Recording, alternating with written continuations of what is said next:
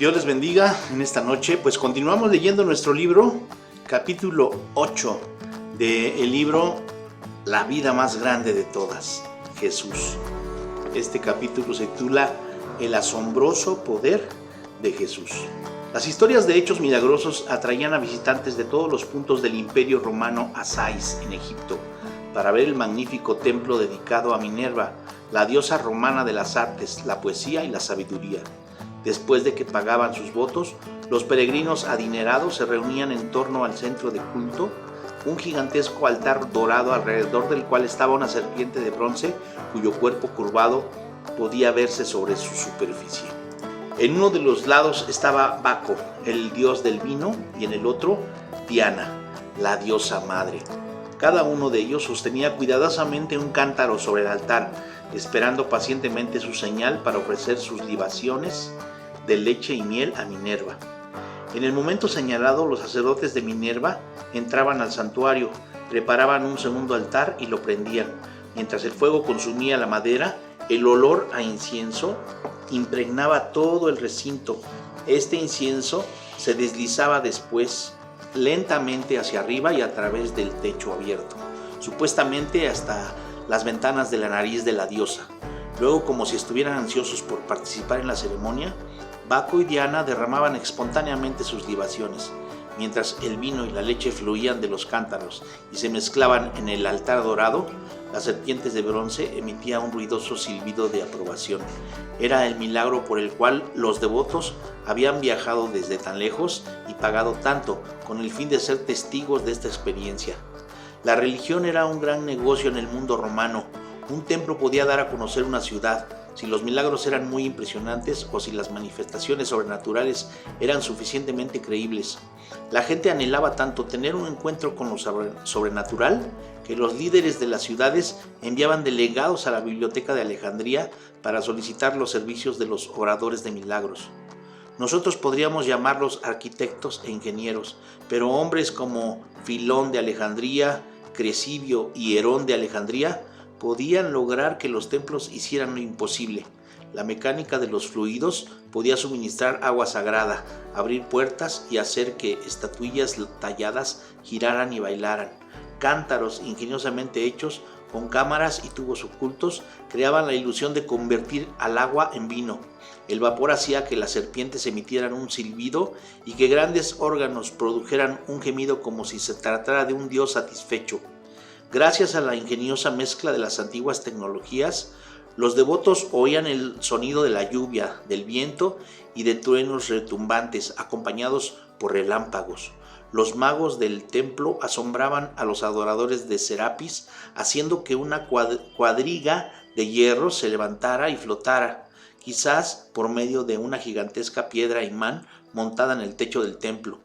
Como era de esperarse, la emoción y la fascinación que se experimentaba en los templos paganos se convirtieron en una fuente de tensión para los monoteístas hebreos del primer siglo. En términos de su arquitectura y de su gran tamaño, el templo de Herodes era la envidia del mundo antiguo, pero los judíos adoraban a un Dios silencioso e invisible que se rehusaba a divertir a los visitantes. Ni siquiera se podía pronunciar su nombre por ser demasiado sagrado.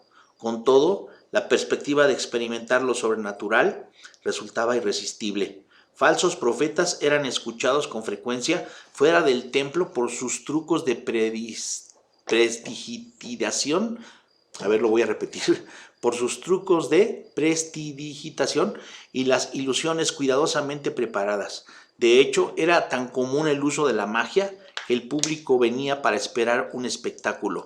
No bien comenzaba un orador a enseñar, alguien preguntaba, ¿qué señal haces? Después de lo cual el supuesto profeta tenía que impresionar a sus oyentes con algo asombroso o los perdía. El número de los engañados sería menor hoy en día, porque la mente moderna ha sido acondicionada para suponer que detrás de cada misterio hay una explicación perfectamente válida y científica. Sin embargo, no podemos permitirnos ser culpables de lo que los historiadores llaman arrogancia temporal. Este es el concepto de que los pueblos antiguos eran generalmente supersticiosos y que automáticamente buscaban una explicación sobrenatural para cualquier cosa que los desconcertara. Veían el mundo de una manera diferente, pero no eran estúpidos ni fáciles de engañar. Hoy en día, la gente sensata vive en una incómoda tensión entre el dogma de la ciencia, que niega la existencia de lo sobrenatural, y el fanatismo de algunos televangelistas que piden dinero. Para los que están dispuestos a creer, las exhibiciones sobrenaturales de los sanadores por fe no son muy convincentes. Esos predicadores realizan sus actos de ilusionismo en medios muy controlados y las sanidades, entre comillas, se limitan a leves mejorías de los enfermos, o se atribuyen resultados difíciles de verificar. Pese a los curadores de fe y a los escépticos, hay otra esfera que trasciende lo que nosotros podemos experimentar por medio de los sentidos y que, en ocasiones especiales, Dios nos permite ver y tocar, ya que los milagros no suceden todos los días. Si de verdad sucedieran, me dijo una vez un colega, los llamaríamos hechos normales. Aunque comunes en la Biblia, los milagros son, en realidad, extremadamente raros en la historia. Dios los reserva para periodos de tiempo extraordinarios, antes de hacer un gran cambio en la manera como Él se relaciona con su creación. Por ejemplo, después de 400 años de silencio, Dios sorprendió a los egipcios y a los hebreos con una serie de hechos milagrosos mientras preparaba al pueblo de su pacto para la tierra prometida. Para evitar cualquier confusión, permítame definir primero lo que quiero decir con la palabra milagro. Cuando Dios creó todas las cosas de la nada, también hizo las leyes de la naturaleza, tales como la gravedad y la termodinámica, para dar orden y propósito a todo lo que hay en el universo. Sin embargo, esto no quiere decir que Él fue un Dios relojero que armó el universo. Le dio cuerda y lo ha dejado hasta que la cuerda se le acabe, sin involucrarse más con Él. Aun cuando Dios permite la mayor parte del tiempo que este cosmos funcione de acuerdo con las leyes naturales, no ha habido ningún momento en el cual Él no esté directa y personalmente involucrado en cada detalle de la vida. Con todo, su relación con la creación rara vez lleva aparejado un milagro. A veces, sin embargo, Dios desafía dramáticamente las leyes de la naturaleza para certificar que un hecho ha sido divinamente ordenado. Divide las aguas de un mar para hacer un camino seco de un lado al otro, Éxodo 14:22. Hace que una asna hable como un ser humano, Números 22:28. Hace que el hierro dé una hacha flotante en el agua, Segundo Libro de Reyes 6:5. Permite que 3 jóvenes se enfrenten a un fuego ardiente y salgan de allí sin que les chamusque un solo cabello. Daniel 3:23-26. Y como leímos en un capítulo anterior, permite que una virgen conciba a un niño sin la intervención de un ser humano. Estos son milagros auténticos, hechos dramáticos e innegables de Dios, con los cuales Él demuestra su autoridad indiscutible sobre el universo. Él lo creó y lo sigue gobernando. Los milagros, por lo general, corrigen problemas que son imposibles dentro de la estructura normal de la vida. Ellos nos recuerdan a nosotros, que le recordará el ángel a María, que nada hay imposible para Dios. Lucas 1:37. La confrontación de lo imposible. Después que Adán y Eva decidieron desobedecer a Dios en el jardín del Edén, el mundo cambió. Como imitando la rebelión de la primera pareja, la creación eligió tomar su propio camino. El mundo que Dios había creado para que fuera nuestro hogar perfecto, ahora nos aflige con desgracias, tristezas, hambre, caos, enfermedades y con la máxima afrenta a la creación de Dios, la muerte. El hombre, por haber elegido pecar y continuar haciéndolo, con frecuencia enfrenta situaciones humanamente sin salida. Pero Jesús vino a la tierra para que el pecado no tuviera la última palabra en el conflicto cósmico que hay entre el bien y el mal. Dios se convirtió en uno de nosotros y ahora tenemos un abogado. Ahora tenemos una esperanza que nos sirve de sostén durante y más allá de nuestras aflicciones, y esa esperanza puede transformar nuestra comprensión de las cosas. Gracias a Jesús podemos contemplar la vida como una serie de grandes oportunidades brillantemente disfrazadas de situaciones sin salida. Poder sobre lo trivial. Poco después de dar inicio a su ministerio público, Jesús asistió a una fiesta de bodas, una fiesta espléndida, de toda una semana de duración, ofrecida por los padres del novio y a la cual asistieron decenas de parientes y amigos. Como puede dar testimonio cualquier organizador de eventos, ninguna boda está exenta de la llamada ley de Murphy. Novios que se desmayan, novias que tropiezan, niños portadores de los anillos que se meten el dedo en la nariz, tortas que se desmoronan. Y en el caso de esta familia de Caná de Galilea, a alguien se le había olvidado hacer un pedido suficiente de vino, lo cual era una humillante metedura de pata en aquel tiempo y en aquella cultura. Cuando la madre de Jesús se dio cuenta del problema, se lo comunicó a su hijo sin titubear. Después de un breve diálogo, ella dejó en manos de Jesús esa problemática situación. Dijo después a los criados: haced todo lo que él os diga, y luego regresó a la fiesta. Juan 2, del 7 al 11, Jesús les dijo: llenadla de agua las tinajas, y las llenaron hasta el borde. Luego les dijo: sacad ahora y llevadlo al encargado del banquete. Se lo llevaron, y cuando el encargado del banquete probó el agua ya hecha vino, y no sabía de dónde venía, aunque los sirvientes que habían sacado el agua sí lo sabían, llamó al novio y le dijo: todo hombre sirve primero el buen vino, y cuando han tomado bastante, entonces saca el inferior. Pero tú has guardado el buen vino hasta ahora. Este principio de señales hizo Jesús en Caná de Galilea y manifestó su gloria, y sus discípulos creyeron en él. El transformar al agua en vino era, en el tiempo de Jesús, un trillado truco del templo que no impresionaba en lo más mínimo a ningún judío. Una artimaña parecida a lo que es hoy en día sacar un conejo de un sombrero. Al igual que cualquier treta conocida para engañar a los niños, el truco requería de un aparato especial preparado con anticipación y que exigía una gran disposición por parte de la persona que lo presenciaba para poder creerlo. Jesús pudo haber solucionado la falta de vino de varias maneras, pero quizás con un abrir y cerrar de ojos y con una sonrisa, prefirió hacer en realidad lo que solo podían simular los ilusionistas en los templos paganos. Lo que él iba a hacer, nadie podría objetarlo. Mientras Jesús veía la situación desde cierta distancia, los criados tomaron las tinajas y las llenaron de agua hasta el tope. Luego, en algún punto entre los recipientes de piedra y el encargado del banquete, se produjo la gloriosa transformación. No hubo ningún anuncio dramático, ningún abracadabra, ningún truco, ningún aplauso. Jesús simple y calladamente hizo uso de su derecho divino y transformó una situación embarazosa en un éxito social para la familia del novio. Nadie habría sufrido mucho si él no hubiera actuado.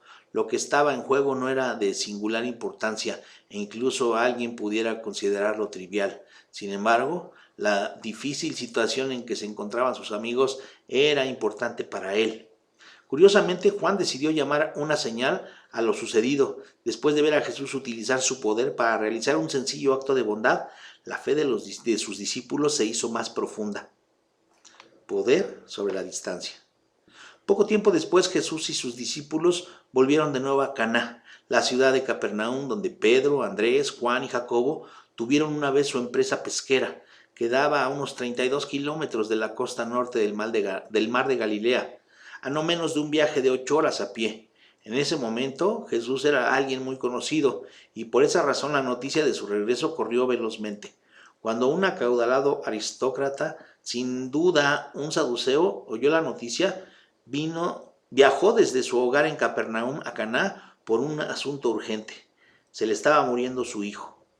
Los saduceos eran una clase singular de judíos, conservadores de acuerdo con las normas judías. Algunos dirían que por pura conveniencia no aceptaban ninguna enseñanza o tradición que estuviera más allá de lo que podía encontrarse en el Pentateuco, los primeros 5 libros del Antiguo Testamento.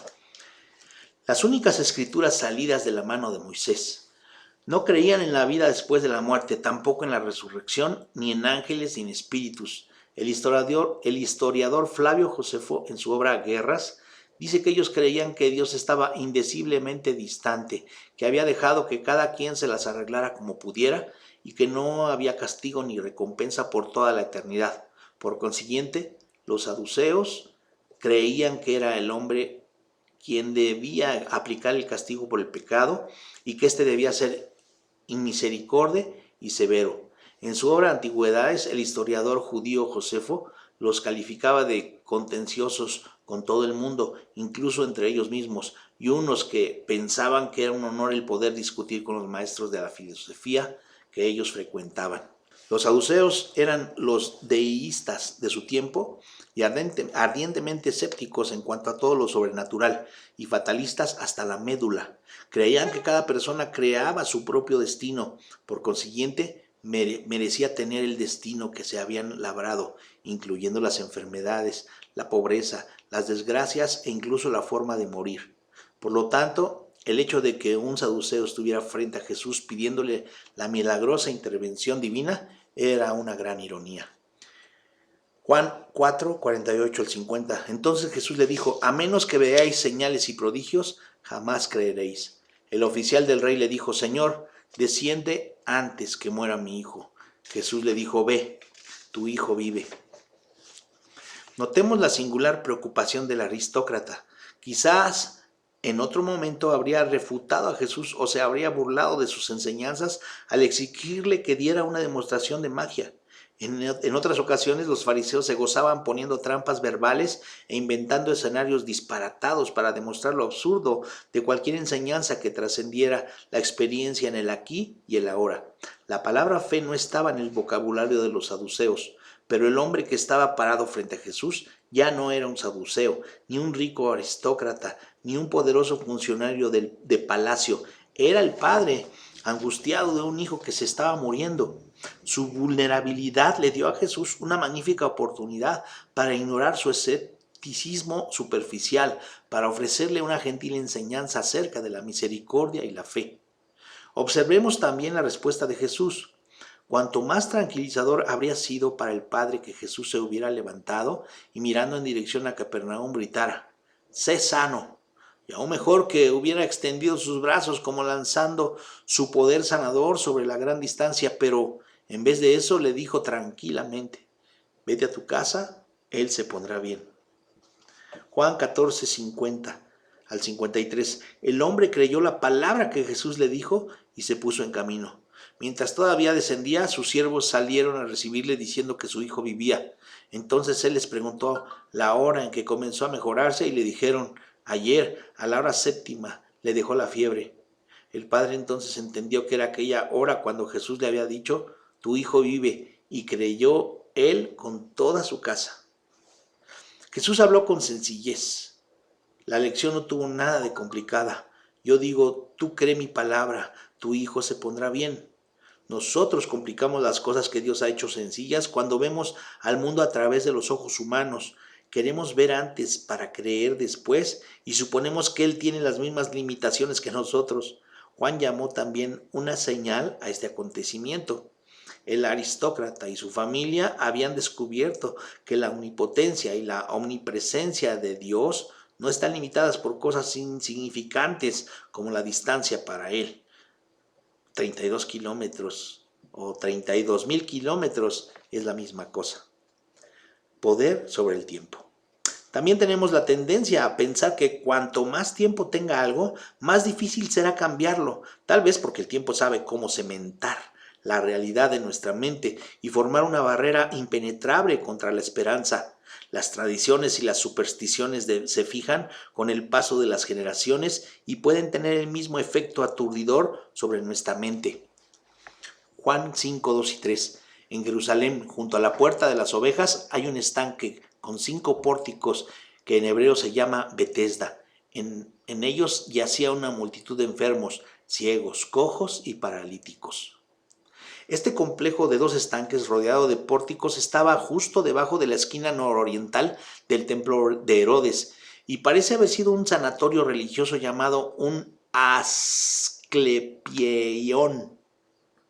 Los griegos creían que Asclepio, Esculapio entre paréntesis, el dios de la medicina y de las curaciones, era el bienhechor y compasivo salvador de los enfermos. En el libro en el Nuevo Testamento, un escritor dice: en el templo dedicado al servicio de Esculapio había unos espaciosos corredores en los cuales se acostaban los enfermos y eran sanados mientras dormían. Este sueño en el templo era conocido como incubatio.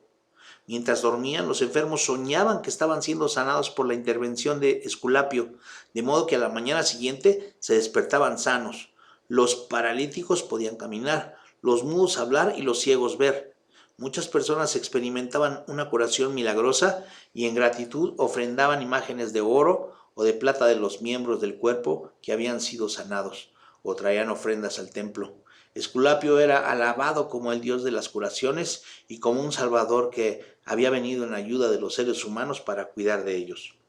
Cuando Jesús llegó a Jerusalén para celebrar una de las fiestas judías, visitó el sanatorio de la ciudad. Juan no dice por qué razón, pero podemos imaginar el propósito. Jesús iba con frecuencia a los lugares que hacían sentir incómodos a los líderes religiosos. Durante su visita, Jesús se acercó a un hombre que había sido debilitado por la enfermedad por casi 40 años, toda una vida en aquel tiempo. Cuando Jesús, ahí en Juan 5, 6 y 7 dice, cuando Jesús lo vio tendido y supo que ya había pasado tanto tiempo así, le preguntó, ¿quieres ser sano? Le respondió el enfermo, Señor, no tengo a nadie que me meta en el estanque. Cuando el agua es agitada y mientras me muevo yo, otro desciende antes que yo. Aparentemente la superstición prometía que la agitación del agua ofrecía una curación especial a los que pudieran llegar hasta ella. Pero el hombre estaba solo y por una cruel ironía, la carrera hacia el estanque la ganaba quien estuviera más capacitado físicamente para poder llegar primero. De todos los casos desesperados que había en el sanatorio, ninguno rivalizaba con el suyo. ¿Cuántas noches había implorado el hombre una visita de Esculapio en sus sueños? ¿Cuántos días habría estado allí tendido a la sombra del templo, observando con impotencia la agitación de las supersticiosas aguas? Una vez más, sin ninguna fanfarria, sin hacer ninguna predicción para complacer al público, Jesús simplemente le dijo al hombre, levántate, toma tu cama y anda. De inmediato aquellos músculos y huesos atrofiados se fortalecieron y pusieron al hombre sobre sus pies por primera vez en décadas. Es posible que el tiempo hubiera cementado su destino en la mente de la comunidad y que ciertamente hubieran relegado al hombre al sanatorio, por lo que su entrada después a zancadas al templo aquel día debió haber impresionado a todo el mundo. Ya a estas alturas, los líderes del templo estaban comenzando a fijarse en Jesús. No se trataba de un simple rabí advenedizo de un remoto rincón de Galilea. Poder sobre la insuficiencia. A medida que Jesús seguía con su ministerio de sanidades y enseñanza, los milagros aumentaban de tamaño y complejidad, como si él estuviera revelando su poder de manera gradual. Algunos meses más tarde, después que Jesús había estado enseñando a través de la región de Galilea, decidió llevarse a sus discípulos de las multitudes para disfrutar de la soledad de la región montañosa al noreste del mar de Galilea. Pero su fama se había extendido rápidamente. Mientras enseñaba a su círculo íntimo de discípulos, una multitud comenzó a reunirse en la ladera montañosa. La gente, miles de personas, habían seguido a su Mesías hasta el desierto y no habían pensado para nada en la comida. Probablemente esperaban que él fuera capaz de dársela. Después de todo, recordaban lo que él les había enseñado en un sermón pronunciado en otra falda montañosa. Mateo 6, 25 al 34. Por tanto os digo, no os afanéis por vuestra vida, qué habéis de comer o qué habéis de beber, ni por vuestro cuerpo, qué habéis de vestir. ¿No es la vida más que el alimento y el cuerpo más que el vestido? Mirad las aves del cielo que no siembran, ni siegan, ni recogen en graneros, y vuestro Padre Celestial las alimenta. ¿No sois vosotros de mucho más valor que ellas? ¿Quién de vosotros podrá, por más que se afane, añadir a su estatura un codo? ¿Por qué os afanáis por el vestido? Mirad los lirios del campo, cómo crecen. Ellos no trabajan ni hilan, pero os digo que ni aun Salomón, con toda su gloria, fue vestido como uno de ellos. Si Dios viste así la hierba del campo que hoy está y mañana es echada en el horno, ¿no hará mucho más por vosotros, hombres de poca fe? Por tanto, no os afanéis diciendo, ¿qué comeremos? ¿O qué beberemos? ¿O con qué nos cubriremos? Porque los gentiles buscan todas estas cosas, pero vuestro Padre que está en los cielos sabe que tenéis necesidad de todas estas cosas. Más bien, buscad primeramente el reino de Dios y su justicia, y todas estas cosas os serán añadidas. Así que no os afanéis por el día de mañana, porque el día de mañana traerá su propio afán. Basta cada día su propio mal. Al final, 5,000 hombres y sus familias se habían reunido en la ladera. Jesús aló la manga de Felipe y le preguntó: ¿de dónde compraremos pan para que coman estos? Juan 6:5. La pregunta, por supuesto, era el comienzo de una lección. Jesús había escogido a los 12 y los había estado preparando para que asumieran el liderazgo en el nuevo reino. Como un verdadero maestro, estaba empujando poco a poco a sus hombres al frente para permitirles enfrentar los retos del ministerio. Lamentablemente, para aprender hay que fracasar primero. Juan 6:7. Pero decía esto para probarle, porque Jesús sabía lo que iba a hacer. Felipe le respondió: 200 denarios de pan no bastan para que cada uno de ellos reciba un poco. En todo grupo de líderes hay siempre un pesimista, el que ve cada desafío como una detallada lista de las cosas que le falta, en vez de contar con lo que Dios promete darle. Felipe debía ya saber a estas alturas que Dios nunca llama a los suyos a realizar algo sin prometerles antes suplir todas sus necesidades. La respuesta correcta a la pregunta de Jesús debió haber sido: no lo sé todavía, Señor, pero sé que tú pensarás en algo. Jesús esperó pacientemente que Felipe contara la gente y calculara el costo del pan. Su calculadora mental empezó a funcionar.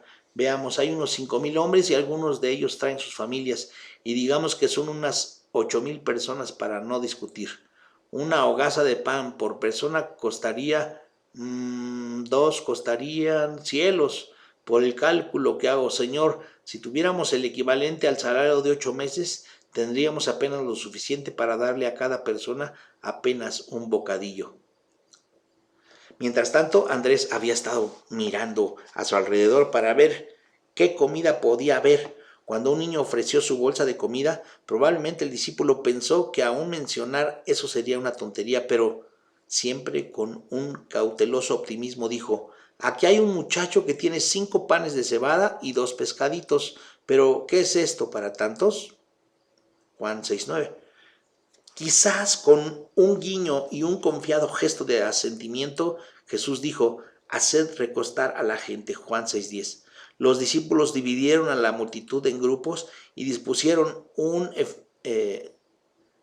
eficiente plan de distribución, mientras Jesús daba gracias al Padre por la provisión de comida. Luego comenzaron a partir el pan y a sacar pedazos de pescado.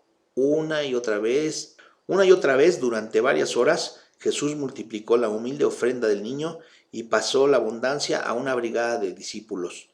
Cuando no había nadie más que pidiera comida, Jesús dio a sus discípulos otra tarea: recoged los pedazos que han quedado para que no se pierda nada. Juan 6:12. Cada uno de ellos tomó una canasta de mimbre llamada copinos, normalmente usada para llevar la provisión de comida de una persona de un viaje, y reunieron suficientes sobras que no se habían terminado como para llenar los estómagos de cada uno de los 12 discípulos. Al final del día, la lección debió estar clara. El tamaño de un desafío nunca debe medirse en términos de lo que nosotros tenemos que ofrecer, porque esto nunca será suficiente. Además, la responsabilidad de proveer es de Dios, no nuestra. A nosotros simplemente se nos llama a entregar lo que tenemos, aunque no sea más que una bolsa con nuestro almuerzo. Al pensar en la enorme necesidad del mundo, la invitación de Dios es sencilla: ocúpense ustedes de la suma, yo me encargaré de la multiplicación. La misión que les he dado a cumplir la llevarán a cabo con abundancia. Al final del día, cada discípulo tenía en las manos suficiente comida sobrante para un viaje. Poder sobre la naturaleza. Después de esta señal, la multitud se levantó y comenzaron a hablar de cómo podían deponer el gobierno que tenían y convertir a Jesús en su rey. En vista de que Jesús no estaba de acuerdo con su plan y rechazaba su motivación, mandó a la multitud que se dispersara. El Señor se retiró después rápidamente a una región montañosa. Mientras tanto, sus discípulos se quedaron preparando la barca, tal como Él se los había ordenado, y se hicieron a la vela hacia Capernaum. Entonces Jesús disfrutaba de algunas horas de aislamiento. El frenesí de la multitud se fue apagando gradualmente, lo cual le permitió tener un tiempo de descanso y reflexión.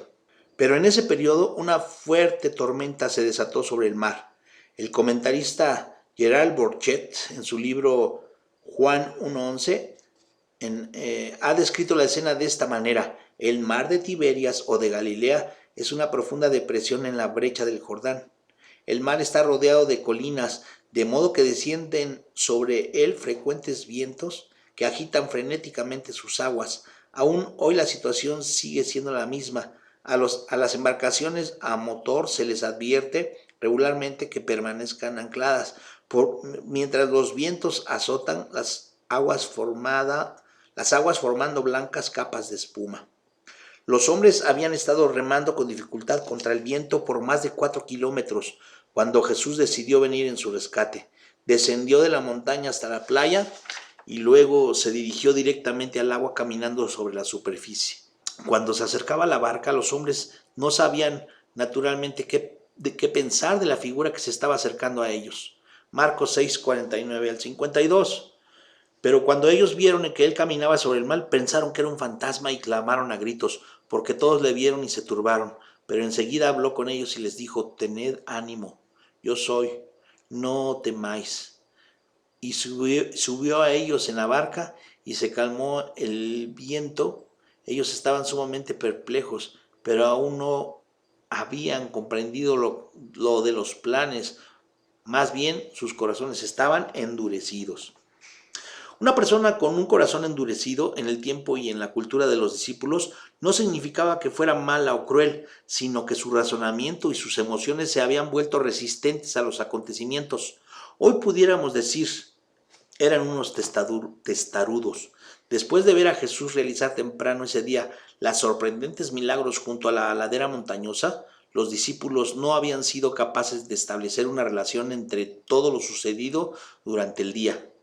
Jesús caminó sobre el mar que amenazaba con tragarse a los discípulos.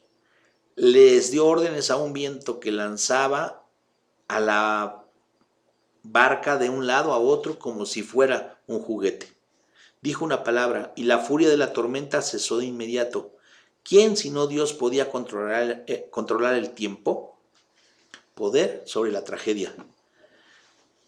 Tanto los fariseos como los saduceos creían que cualquier desgracia era resultado del pecado de alguien, aunque se tratara de un niño que viniera a este mundo con una enfermedad enervante o con un defecto de nacimiento o con una discapacidad en cuanto a su desarrollo.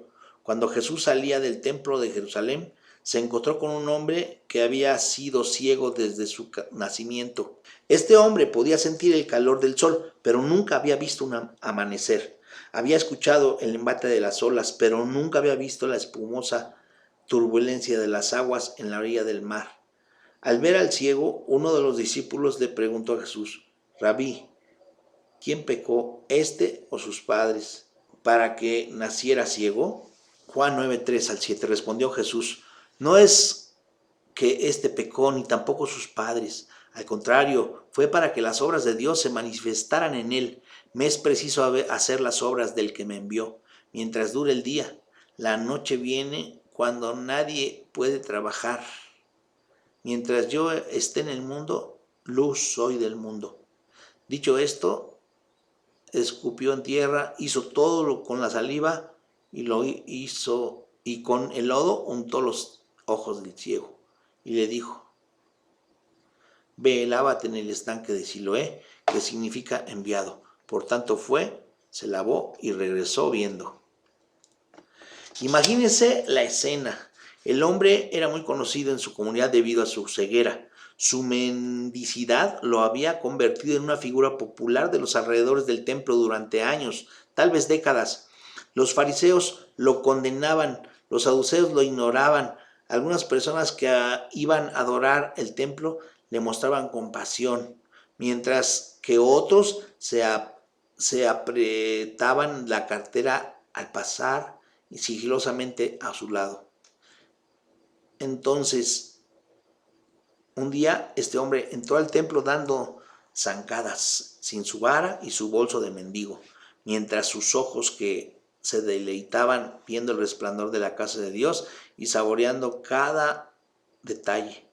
Los adoradores que estaban en el atrio del templo reconocieron el rostro familiar, pero no podían entender lo que estaban viendo. ¿No es este el que se sentaba para mendigar? Unos decían, este es, y otros, no, pero se parece a él. Pero él seguía insistiendo, yo soy. Juan 9, 10 al 12.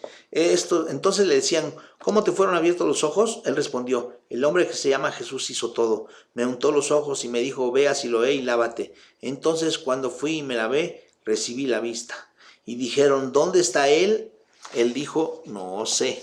En este punto de la historia, uno esperaría que estuvieran haciendo planes para tener una gran celebración.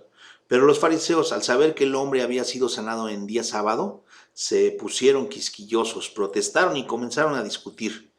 Este hombre, Jesús, no es de Dios, porque no guarda el sábado.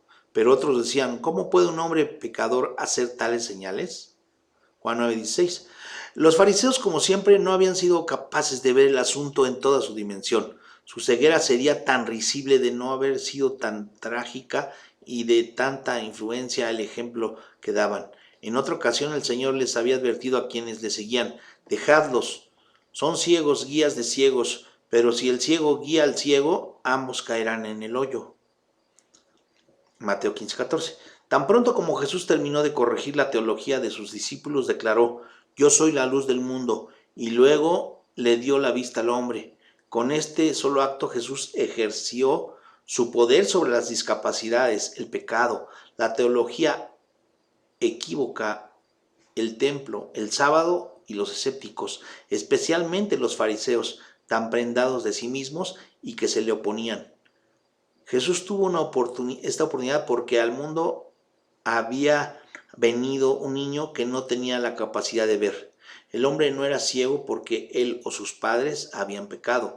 Era ciego por haber nacido en un mundo deformado por el pecado, y es por causa de este que todos nosotros sufrimos en diferentes grados el flagelo del mal. Pero también Dios ya le había dado a la discapacidad congénita del niño un propósito divino, aún antes de la creación del mundo. Poder sobre la muerte. El mayor enemigo de la vida es también la mayor afrenta al acto creador de Dios. El Señor no hizo nuestros cuerpos para que murieran, ni tampoco fue su intención que se pudrieran en una tumba. Pero, como escribió el apóstol Pablo, el pecado entró en el mundo por medio de un solo hombre, Adán, y la muerte por medio del pecado. Así también la muerte pasó a todos los hombres, por cuanto todos pecaron. Romanos 5:12. La humanidad colectivamente heredó el castigo de la desobediencia de Adán, el cual es la muerte. Pero individualmente todos merecemos la muerte porque cada uno de nosotros ha ratificado la decisión de Adán al añadir al pecado de él, el nuestro. Sin embargo, Dios prometió algo maravilloso. Jesús habría de tomar la situación sin salida en la que nos encontrábamos todos como una oportunidad para revelar esa maravilla. Mientras Jesús ministraba en Galilea, un amigo suyo muy querido llamado Lázaro contrajo una enfermedad mortal y se estaba muriendo en su hogar de Betania, una población cercana a Jerusalén, en Judea. Las hermanas de este hombre, Marta y María, enviaron un mensajero a Jesús para informarle que su amigo estaba muy enfermo, pero Jesús esperó varios días antes de dirigirse allá. Cuando llegó a Betania, Lázaro había estado ya en la tumba durante algunos días. María se quejó amargamente y le dijo, Señor, si hubieses estado aquí, mi hermano no habría muerto.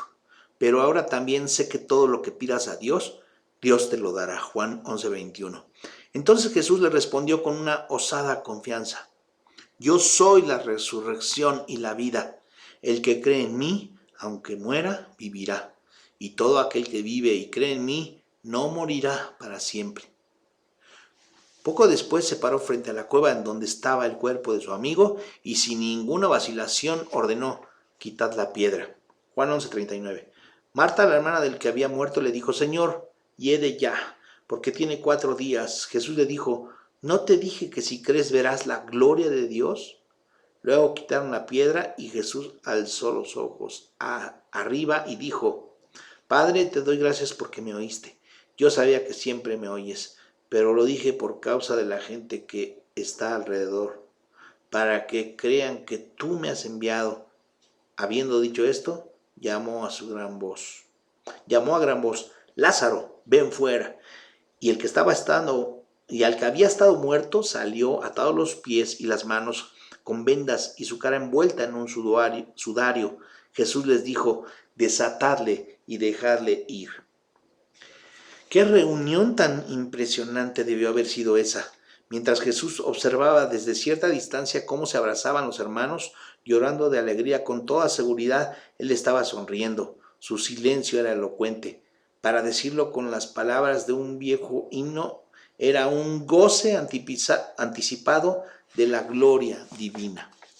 Mientras las hermanas de Lázaro y sus amigos celebraban su regreso de los muertos, estuvieron disfrutando de un breve anticipo de la fiesta futura que Jesús prometió darle al mundo.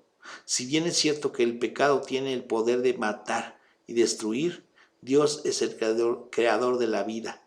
Él puede crear vida de la nada y también puede restaurar la vida de la muerte. La seguridad que Jesús le dio a María es la misma promesa que Él le ofrece al mundo. Yo soy la resurrección y la vida. El que cree en mí, aunque muera, vivirá. Y todo aquel que vive y cree en mí, no morirá para siempre. Juan 11:25. Título: La razón de los milagros de Jesús. Los magos de la antigüedad creaban la ilusión de los milagros para que sus seguidores siguieran viniendo a ellos trayendo dinero. Fingían lo sobrenatural para ponerse en las mentes de los demás como alguien que tenía un acceso especial a una esfera que ejercía dominio sobre el mundo y que determinaba el destino de quienes tenían la esperanza de pagar de aquí al más allá. Traficaban con el temor a lo desconocido. Jesús hacía señales milagrosas con un propósito muy diferente. Sus milagros aliviaban el dolor y el temor y daban a conocer a un Dios que se interesa profundamente por el sufrimiento de las personas sin cobrarles nada. Jesús realizó muchos más milagros de los que están mencionados en los evangelios y su única motivación para hacerlos era la compasión. Al ver nosotros sus milagros como un todo, el sorprendente poder de Jesús debe ser una fuente de consuelo. A Él le interesan y quiere remediar los asuntos que nosotros o el mundo pudieran considerar insignificantes. Jesús anhela aliviar nuestras preocupaciones y ha prometido suplir nuestras necesidades más elementales. Él se ha enseñoreado de la enfermedad, de la tragedia, del caos y de la muerte. Su poder no está limitado por el tiempo, la distancia, la superstición, el prejuicio o las fuerzas del mal. Por sus milagros de resurrección, Jesús enseñó que el mal puede ganar algunas escaramuzas en la tierra, pero solo Él ejerce un poder eterno. Los fugaces 70 u 80 años que vivimos en estos cuerpos enfermos y la muerte que vendrá después son apenas un abrir y cerrar de ojos en comparación con los grandiosos e imperecederos goces que Jesús ha prometido a quienes creen en Él. El amigo más querido que tuvo Jesús en la tierra, el discípulo Juan, escribió al final de su evangelio, Juan 20, 30-31, Jesús hizo muchas otras señales en presencia de una de sus discípulos, las cuales no están escritas en este libro, pero estas cosas han sido escritas para que creáis que Jesús es el Cristo, el Hijo de Dios, y para que creyendo tengáis vida en su nombre. Después de haber leído acerca de estos milagros auténticos que hizo Jesús, usted tiene la oportunidad de responder a aquel que los realizó. Sus milagros han sido escritos para que usted crea que Él es, en efecto, el Hijo de Dios. ¿Lo ha hecho ya? ¿Lo hará? ¿Lo cree? Bueno, hasta aquí el capítulo 8 de este libro, La vida más grande de todas, Jesús. Nos vemos en el capítulo 9. Dios les bendiga.